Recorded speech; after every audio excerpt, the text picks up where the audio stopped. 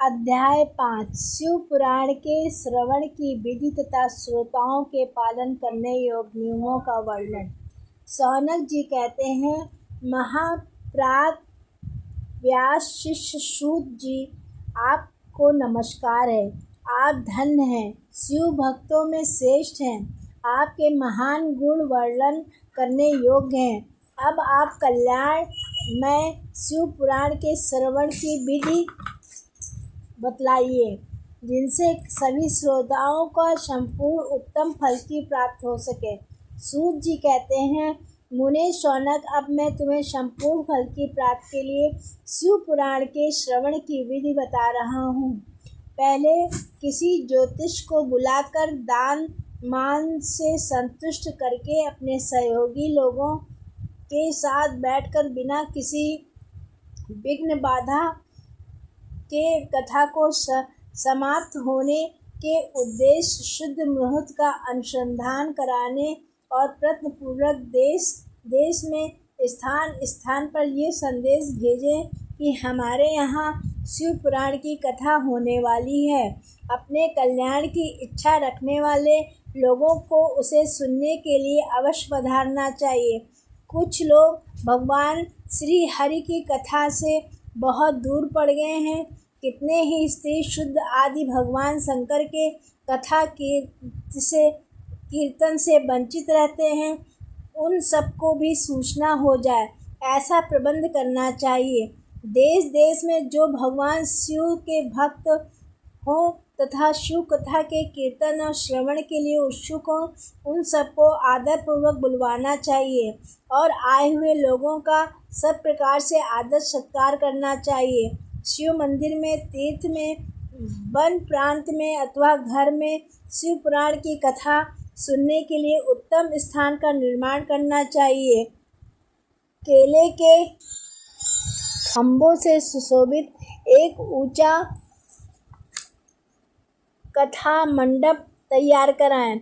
उसे सब और फल पुष्प आदि से तथा सुंदर चंदोवेश से अलंकृत करें और चारों ओर ध्वजा पताका लगाकर तरह तरह के सामानों से सजाकर सुंदर शोभा संपन्न बना दें। भगवान शिव के प्रति सब प्रकार से उत्तम भक्ति करनी चाहिए। वही सब तरह से आनंद का विधान करने वाली है। परमात्मा भगवान शंकर के लिए दिव्य आसन का निर्माण करना चाहिए तथा कथावाचक के लिए भी एक ऐसा दिव्य आसन बनाना चाहिए जो उनके लिए सुखद हो सके। मुने, नियम पूर्वक कथा सुनने वाले श्रोताओं के लिए भी यथायोग सुंदर स्थानों की व्यवस्था करनी चाहिए। अन्य लोगों के लिए साधारण स्थान ही रखना चाहिए।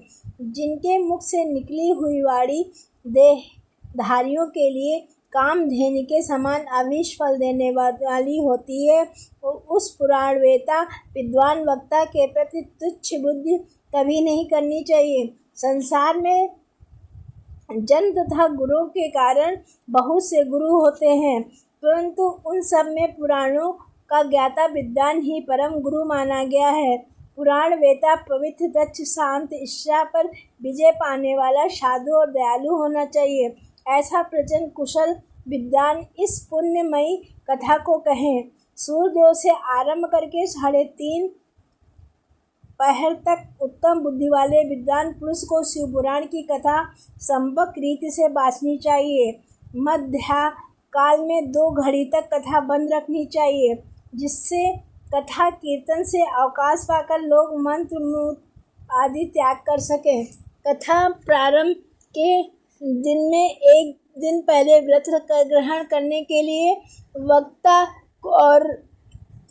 को क्षीर करा लेना चाहिए। जिन दिनों कथा हो रही हो उन दिनों प्रयत्नपूर्वक प्रातः काल का सारा नित्यकर्म संक्षेप में ही कर लेना चाहिए।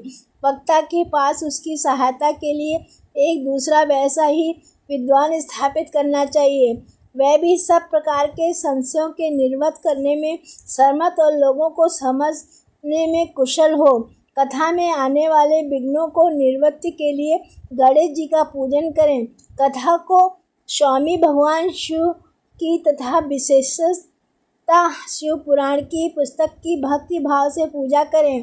तत्पश्चात उत्तम बुद्धि वाला श्रोता तन मन से शुद्ध एवं प्रसन्नचित्त हो आदर पूर्वक शिव पुराण की कथा सुने। जो वक्ता और श्रोता अनेक प्रकार से कर्मों का भटक रहे हों, काम आदि छा विकारों से युक्त हों, स्त्री में आसक्ति रखते हों और पाखंड पूर्वक बातें करते हों, वे पुण्य के भागी नहीं होते। जो लौकिक चिंता तथा धन ग्रह एवं पुत्र आदि की चिंता को छोड़कर कथा में मन लगाए रहते हैं, उन शुद्ध बुद्धि पुरुषों के उत्तम फल की प्राप्ति होती है। जो श्रोता श्रद्धा और भक्ति से युक्त होते हैं, दूसरे कर्मों में मन नहीं लगाते और मौन पवित्र एवं उद्वेग शून्य होते हैं, वे ही पुण्य के भागी होते हैं। सूत जी बोले, शौनक का अब शिव पुराण सुनने का व्रत लेने वाले पुरुषों के लिए जो नियम है उन्हें भक्तिपूर्वक सुनो।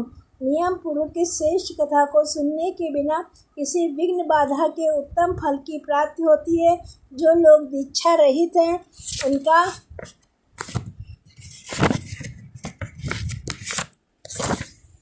कथा श्रवण में अधिकार नहीं है। अतः मुने कथा सुनने की इच्छा वाले सब लोगों को पहले वक्ता से दीक्षा ग्रहण करनी चाहिए। जो लोग नियम से कथा सुने उनको ब्रह्मचर्य का रहना चाहिए। भूमि पर सोना, पत्तल में खाना और प्रतिदिन कथा समाप्त होने पर ही अन्न ग्रहण करना चाहिए।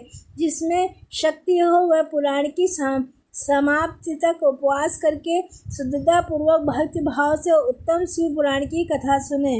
इस कथा का व्रत लेने वाले पुरुष का प्रतिदिन एक ही बार हविष्यान्न भोजन करना चाहिए। जिस प्रकार से कथा श्रवण का नियम सुखपूर्वक सध सके वैसे ही करना चाहिए। गरिष्ठ अन्न दाल जला अन्न सेम मसूर दूषित तथा बासी अन्न को खाकर कथाव्रती पुरुष कभी कथा को न सुने। जिसने कथा का व्रत ले रखा हो वह पुरुष प्याज, लहसुन, हींग, गाजर, मादक वस्तु तथा आमिष कही जाने वाली वस्तुओं को त्याग दे। कथा का व्रत लेने वाला पुरुष काम, क्रोध आदि छह विकारों को, ब्राह्मणों की निंदा को तथा पतिव्रता और साधु संतों की निंदा को भी त्याग दें। कथाव्रती पुरुष प्रतिदिन शक्ति, शौच, दया, मौन, सरलता, विनय तथा हार्दिक उदारता इन सद्गुणों को सदा अपनाए रहें। श्रोता निष्काम हो या सकाम हो, नियम पूर्वक कथा सुने। सकाम पुरुष अपनी अभीष्ट कामना को प्राप्त करता है और निष्काम पुरुष मोक्ष पा लेता है। दरिद्र, क्षय का रोगी, पापी, भागहीन तथा संतान रहित पुरुष भी इस उत्तम कथा को सुने।